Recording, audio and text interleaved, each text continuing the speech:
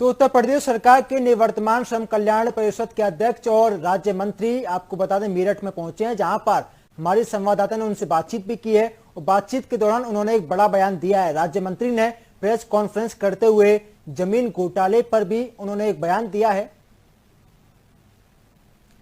तो circuit house में press conference करते हुए तत्कालीन सरकार और उसके मंत्रियों सहित T&AMP और 1 दर्जन समितियों पर बड़ा भ्रष्टाचार करने के आरोप लगाए हैं। आपको बता दें कि पंडित सुनील भराला ने समाजवादी पार्टी के सत्ता में होने के दौरान ये घोटाला किया गया है। तत्कालीन सरकार के कार्यकाल में 170 करोड़ रुपए का घोटाला होने का आरोप लगाए हैं।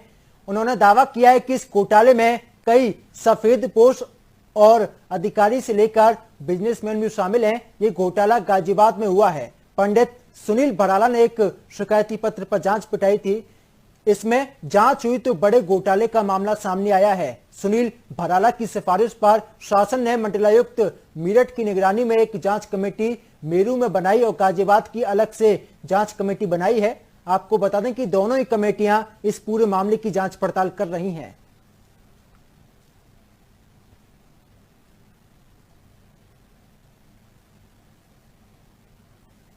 तो वहीं इस घोटाले को लेकर राज्य मंत्री पंडित सुनील भराला से खास बातचीत की हमारे संवाददाता मुनव्वर चौहान ने। अब भी सुनिए।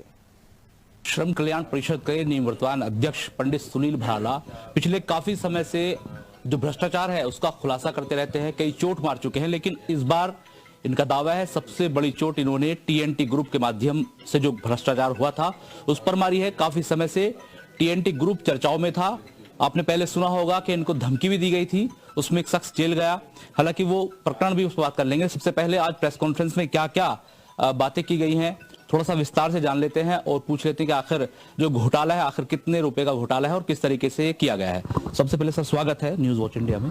सर आपने प्रेस कॉन्फ्रेंस किया, संक्षेप में बता दीजिए, मैं नहीं चाहता लंबा जाए, तो संक्षेप बताइए घोटाला है कितने रुपए का और किस तरीके से किया गया। जो 10 समिति के नाम आप आ रहे हैं उन पर उनकी जो जमीनें हैं उन पर किनका कब्जा है, किसके बोर्ड लगे हैं और ये TNT का जो रोल है ये किस तरह से सामने आ रहा है। सर समाजवादी पार्टी की सरकार में 2014 में तत्कालिक समय में जो TNT ग्रुप यानी के से जुड़े हुए 14 लगभग 1 दर्जन समितियों को जमीन आवंटन की गई थी। जमीन आवंटन को लेकर के मेरठ के परिवार से एक शिकायती पत्र प्राप्त हुआ था। उस पत्र पर हमने मुख्यमंत्री जी को पत्र लिखा था। मुख्यमंत्री जी के माध्यम से मुख्य सचिव के द्वारा उस पर कार्रवाई की गई थी और संबंधित अधिकारी हमारे प्रमुख सचिव नितिन जी ने उसमें 2 हाई लेवल कमेटी का गठन किया था। एक कमेटी गाजियाबाद में जांच कर रही थी, एक कमेटी मेरठ में अभी तत्कालिक जांच कर रही है। मेरठ में मंडलायुक्त की अध्यक्षता में जांच अभी वो लंबित चल रही है, उसे पूरी नहीं हुई अभी।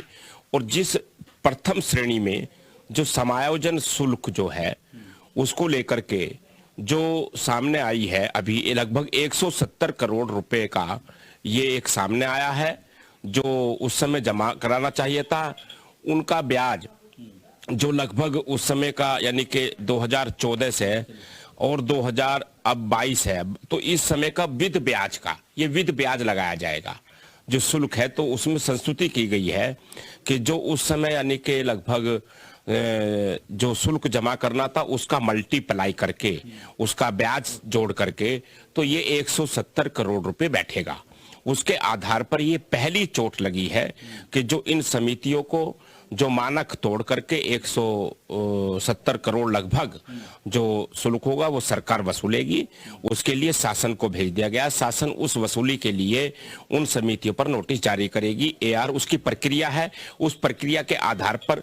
लेकिन मैंने पहली कार्रवाई अपने मेरठ के सभी प्रेस के बंधुओं को, मेरठ के समाज को पूरे को अवगत करा दिया गया है कि इस पर हमारा ये पहला निर्णायक चोट लगी है। देखिए विकास शुल्क के लिए जो है नोटिस जारी किए गए, आपका कहना है कि 170 करोड़ है वो समितियों के लिए जारी किए गए, लेकिन समितियों से TNT का क्या ताल्लुक है? आप बता रहे हैं कि उसमें कॉलोनियां बना ली गई हैं, पब्लिक का पैसा TNT ग्रुप में जा रहा है, TNT ग्रुप के अकाउंट में जा रहा है, तो सर ये क्या घालमेल है समितियों का इस TNT ग्रुप से, क्या तालमेल है? यही भ्रष्टाचार है।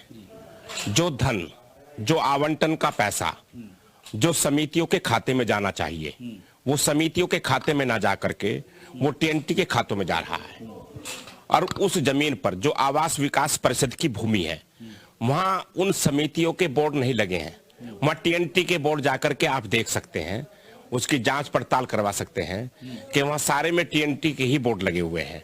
तो सर टीएनटी ग्रुप मास्टरमाइंड है, समितियों को एक जरिया बनाया गया जमीन हथियाने का और अपना काम निकालने का। तो कहीं ना कहीं समितियां तो पूरी तरीके से दोषी हैं, अपनी जमीन दूसरे को कैसे दे दी, बोर्ड कैसे लगवा दिए, और वो जो पैसा पब्लिक का समितियों पे आना चाहिए था, उनका अकाउंट में आना चाहिए था, वो टीएनटी के ग्रुप के अकाउंट में जा रहा है सर। उस टीएनटी ग्रुप के माध्यम से ये समिति बनाई गई थी और समिति बना करके उसी आधार पर भ्रष्टाचार करने के लिए जमीन आवंटन कराई गई थी।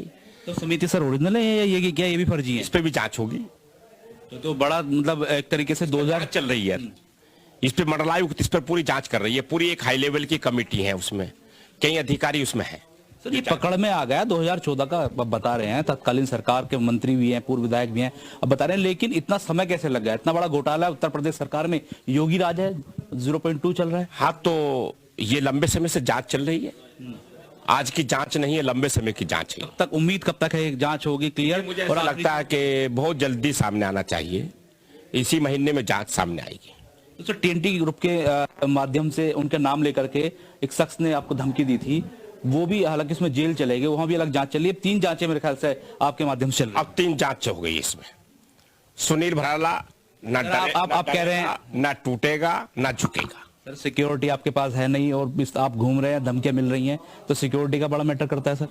देखिए, अभी कुछ अधिकारी भी उनके चंगुल में है, वे भी जल्दी बाहर निकलेंगे। तो सर ये कितना बड़ा सिंडिकेट है? आप कह रहे टीएनटी है, समितियां हैं, विधायक हैं, पूर्व विधायक हैं। जो संकेत दिखाई दे रहे हैं, उत्तर प्रदेश के पूर्व मुख्यमंत्री के परिवार से जुड़ा एक आदमी सामने आएगा। बड़ा आरोप है सर। उत्तर प्रदेश में कुछ तत्कालिक समय के मंत्री हैं, उत्तर प्रदेश में कुछ विधायक गण हैं, वे सामने आएंगे, वे सारे जांच में जल्दी निकलेंगे। देखिए ये पूरे तरीके से एक जो 3 जांचें चल रही हैं, वो तीनों हालांकि अलग अलग है, लेकिन एक कह सकते हैं उलझा हुआ केस है जिसको सुलझाने की कोशिश की जा रही है। टीएनटी ग्रुप ने कुछ समितियां का आरोप है, समितियां बनाई हैं, 1 दर्जन हो सकती हैं, उनके माध्यम से जमीन आवंटित, जब जमीन ले ली गई, आवास विकास ने जमीन का भी आवंटन कर दिया, फर्जी तरीके से इसमें विकास शुल्क भी कम लिया गया। ऐसे में एक घोटाला तो ये निकल कर आता है। दूसरा सबसे बड़ा बात जो इनका आरोप है, यह है कि सीधे तौर पर जो 10 समितियां बनाई गई थी, उनकी जमीनों को टीएनटी को दिया गया और टीएनटी अब उन पर कॉलोनियां बनाकर पब्लिक से पैसा अपने अकाउंट में ले रही है। अब तीनों चीजों पर जांच चल रही है, देखना होगा कि आखिर इसकी जांच कब पूरी होती है और इस पर आखिरी चोट कब लगती है। अपने सहयोगी अलमोरगर के साथ मैं Manohar Chauhan, news watch India, Meerut.